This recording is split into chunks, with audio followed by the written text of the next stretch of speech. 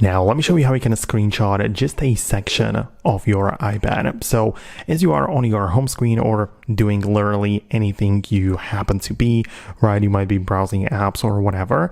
In order to capture a screenshot of only some things, just press the screenshot normally with the top button, the power button and volume up like that. The screenshot gets captured, but don't let it go away from the bottom left preview, but tap on it like this to make it show up fully, and you can now resize it. So let's say that I only want to keep the must-have apps in the photos, in the frame. So I'm actually going to grab the corners and make sure that everything else doesn't really make it to the photo.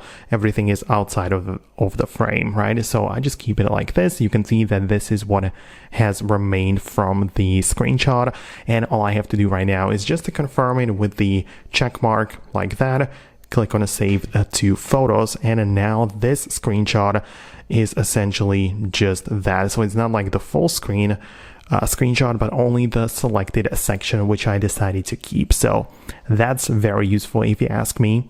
Let me know what you think about that below. If you have some specific questions about that, let me know about it in the comments, but definitely subscribe so you don't miss the next videos and tutorials like this one.